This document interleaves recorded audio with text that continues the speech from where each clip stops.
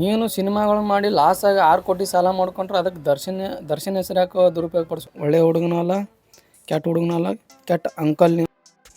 ನಮಸ್ಕಾರ ರೀ ಎಲ್ಲ ಸಾವ್ಕಾರ ಮಂದಿಗೆ. ಹೆಂಗಿದ್ರಿ? ಎಲ್ಲರೂ ಆರಾಮಿದ್ರಿ ಅಂತ ತಿಳ್ಕೊತೀನಿ. ಇವತ್ತಿನ ಒಂದು ವಿಡಿಯೋದೊಳಗೆ ಸ್ನೇಹಿತರೆ, ಇತ್ತೀಚೆಗೆ ತುಂಬ ಸುದ್ದಿಯಲ್ಲಿರ್ತಕ್ಕಂಥ ನಮ್ಮ ದರ್ಶನ್ ಅವರು, ಹಾಗೆ ನಮ್ಮ ದರ್ಶನ್ ಹೆಸರು ಹೇಳ್ಕೊಂಡು ಸುದ್ದಿಯಲ್ಲಿರ್ತಕ್ಕಂಥ ಪ್ರಥಮ್ ಇವರಿಗೆ ಏನೋ ಹೇಳ್ತಾ ಇದ್ದೀನಪ್ಪ ಅಂತಂದರೆ ಈ ಒಂದು ವಿಡಿಯೋ ಮುಖಾಂತರ. ಪ್ರಥಮ್ ಅವರೇ, ನಿಮ್ಮಿಂದ ಒಂದು ಒಳ್ಳೆ ಸಿನಿಮಾ ಮಾಡೋಕ್ಕಾಗದೇ ಇದ್ದರು, ಹಾಗೂ ಏನೋ ನಿಮ್ಮ ಹೆಸರು ಗೂಗಲಲ್ಲಿ ಹೊಡೆದ್ರು ನಿಮ್ಮ ಹೆಸರು ಬರಲ್ಲಂತ ನಿಮಗೆ ಸಿಟ್ಟಿದ್ರು, ಒಂದು 4 ಅಭಿಮಾನಿಗಳು ಇಲ್ಲ ಅಂತ ನಿಮಗೆ ಸಿಟ್ಟಿದ್ರು. ಈಗಲೇ ಚಿತ್ರರಂಗವನ್ನು ತೊರೆದು ಬಿಡಿ ಪ್ರಥಮ್ ಅವರೇ. ನೀವು ಸುಮ್ಮನೆ ನಮ್ಮ ಡಿ ಬಾಸ್ ಹೆಸರು ಹೇಳ್ಕೊಂಡು ಗೂಗಲಲ್ಲಿ ಬರೋಕ್ಕೆ ಹೋಗಿಬೇಡಿ, ಯೂಟ್ಯೂಬಲ್ಲೂ ಬರೋಕ್ಕೆ ಹೋಗಬೇಡಿ.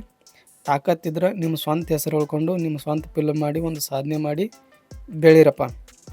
ಅದನ್ನು ಬಿಟ್ಟು ನಮ್ಮ ದರ್ಶನ್ದು ವಿಗ್ಗು ಅದು ಇದು ಅಂತೇಳಿ ಸುದ್ದಿ ಮಾಡಿಕೊಂಡು ನಮಗೆ ಯಾರೋ ಚಾಕು ಚುಚ್ಚಕ್ಕೆ ಬಂದರು, ನನಗೆ ಯಾರೋ ಡ್ರ್ಯಾಗನ್ ಚುಚ್ಚಕ್ಕೆ ಬಂದರು. ನೀನೇನು ದೊಡ್ಡ ಸೆಲೆಬ್ರಿಟಿ ನನಗೆ ಬಂದು ಡ್ರ್ಯಾಗನ್ ಚುಚ್ಚಕ್ಕೆ?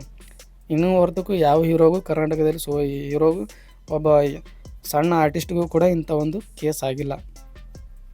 ಇನ್ನು ನಿನಗೆ ಯಾವ ಕೋನ ಹಿಡಿದು ಬಂದು ಇದು ಮಾಡ್ತಾನೋ, ನೀನು ಹೊಟ್ಟೆ ಕಿಚ್ಚು. ಏನಪ್ಪ, ದರ್ಶನ್ಗೆ ಅಷ್ಟು ಅಭಿಮಾನಿಗಳಿದ್ದಾರೆ, ದರ್ಶನ್ಗೆ ಅಷ್ಟು ಫ್ಯಾನ್ಸ್ ಫಾಲೋವಿಂಗ್ ಇದೆ, ಫ್ಯಾನ್ ಪೇಜ್ ಇದೆ. ಅವ್ರು ಬರೋದು ಒಂದು ಯಾರೋ ಅಭಿಮಾನಿ ಸ್ಟೇಟಸ್ ಆಗಿರೋದನ್ನು ನೋಡಿ ಹೊಟ್ಟೆ ಕಿಚ್ಚು ಪಡ್ಕೊಳ್ಳೋದು, ಇದನ್ನೆಲ್ಲ ಮಾಡೋಕ್ಕೆ ಹೋಗಬೇಡ ಪ್ರಥಮ್.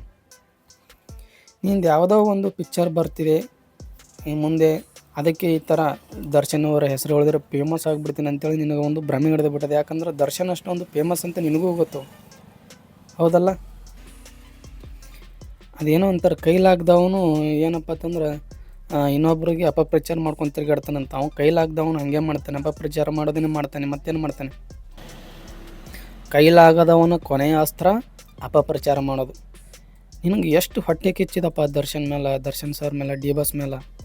ನಿನಗೆ ಅಷ್ಟು ಹೊಟ್ಟೆ ಕಿಚ್ಚ ಅಂದರೆ ನೀನು ಅವರಷ್ಟು ಸಾಧನೆ ಮಾಡಿ ತೋರಿಸು. ನಿನಗೆ ಹೊಟ್ಟೆ ಕಿಚ್ಚಿದ್ರೆ ಹೊಟ್ಟೆ ಕಿಚ್ಚು ಅವ್ರ ಅಭಿಮಾನಿಗಳು ನೋಡಿ ಹೊಟ್ಟೆ ಅವ್ರಿ. ಏನು ಇತ್ತೀಚೆಗೆ ರಿಯಾಲಿಟಿ ಶೋಗಳಲ್ಲಿ ಮಾಡ್ತಾ ಇರ್ತಕ್ಕಂಥ ಡ್ರೋನ್ ಪ್ರತಾಪ್, ಧನರಾಜ್ ಆಚಾರು ಎಲ್ಲ ಬಿಗ್ ಬಾಸ್ದಿಂದ ಬಂದಂಥ ಎಷ್ಟೋ ಪ್ರತಿಭೆಗಳು ಅವ್ರು ಏನೇನೋ ಸಾಧನೆ ಮಾಡ್ತಿದ್ದಾರೆ.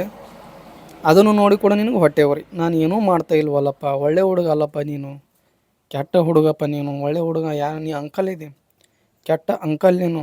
ನಿನಗ್ಯಾರು ಹುಡುಗ ಅಂತಾರೆ? ಬುದ್ಧಿ ಇಲ್ಲದೆ ಇರೋ ನೀನು. ಏನಪ್ಪ ಅಂತಂದ್ರೆ ಡಿ ಬಾಸ್ ಅಭಿಮಾನಿಗಳು ಅನಕ್ಷರಸ್ಥರಂತ. ಅನಕ್ಷರಸ್ಥ ಯಾವ್ದಾರಾದ್ರೂ ಮೆಸೇಜ್ ಮಾಡ್ತಾರೆ? ಓದೋಕ್ಕೆ ಬರೆಯೋಕ್ಕೆ ಬರದೇ ಇದ್ದವ್ರು ಮೆಸೇಜ್ ಮಾಡ್ತಾರಪ್ಪ ನೀನು. ಮತ್ತು ಅವ್ರು ಯಾಕೆ ಮಾಡ್ತಾರೆ? ಅನಕ್ಷರಸ್ಥ ಅಭಿಮಾನಿಗಳಾದ್ರೆ ಅವ್ರ ಅಭಿಮಾನಿಗಳ ಮುಗಿ ಬಿದ್ದಿದ್ದಪ್ಪ, ಮಾಡಿಲ್ಲದ ತಪ್ಪ ಅವರು.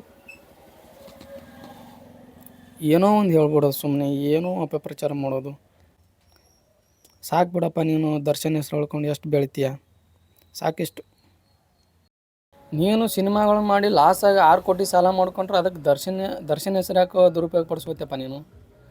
ನೀನು ಶ್ರಮ ನಿನ್ನಿದು ನಿನಗೆ ಕೊಲ್ಲಕತ್ತದ ಅಂದಮೇಲೆ ಇನ್ನೊಬ್ರಿಗೆ ಯಾಕೆ ನೀನು ಕೆಟ್ಟದ್ದು ಮಾತಾಡ್ತಿ ಪ್ರಥಮ್ ಅವರೇ? ನೀನು ಕೈಲೇ ನೀಗ್ಲಿಕ್ಕಂದ್ರೆ ಬಿಟ್ಬಿಡು, ಸಿನಿಮಾ ಮಾಡೋದನ್ನು ಬಿಟ್ಬಿಡು, ಏನರ ಬಿಸ್ನೆಸ್ ಮಾಡು. ಇಲ್ಲಿಕಂದ್ರೆ ನಮ್ಮ ಡಿ ಬಾಸ್ ಪ್ರಚಾರಕ್ಕೆ ನಿಂತುಬಿಡು, ಅವರು ಅಭಿಮಾನಿಗಳೇನು ಮೆರೆಸ್ತಾರೆ ಅಷ್ಟೋ. ನಮ್ಮ ಹುಚ್ಚ ವೆಂಕಟ್ ಅವರು ಪರವಾಗಿದ್ದಿದ್ದಿಲ್ಲ, ಇನ್ನೊಬ್ಬರಿಗೆ ಅವ್ರು ತೇಜೋವಧನೆ ಮಾಡ್ತಿದ್ದಿಲ್ಲ. ನೀನು ಅವ್ರಿಗಿಂತ ಹೆಚ್ಚಾಗಿಬಿಟ್ಟೆ ಪ್ರಥಮ್ ಅವರೇ. ನೀವು ಏನಾದರೂ ಹೇಳಿದ್ರಾ ನನ್ನ ಹೆಸರು ಉಳಿಸಪ್ಪ ಅಂತೇಳಿ? ಹುಚ್ಚ ವೆಂಕಟ್ ಅವ್ರು ಏನಾದರೂ ನಿನಗೆ ಸ್ಪೆಷಲ್ ಕೋಚಿಂಗ್ ಏನಾದರೂ ಕೊಟ್ಟಿದ್ದೀರಾ ಪ್ರಥಮ್ ಅವರೇ? ಏನು ಸರ್ ನೀವು ಮಾತಾಡೋದು? ಸ್ವಲ್ಪ ಚೆನ್ನಾಗಿ ಮಾತಾಡೋದನ್ನು ಕಲೀರಿ. ಮುಂದೆ ನಮ್ಮ ಡಿ ಬಾಸ್ ಹೆಸರನ್ನ ಬಳಸದೆ ನೀವು ಬೆಳೀರಿ ತಾಕತ್ತಿದ್ರೆ.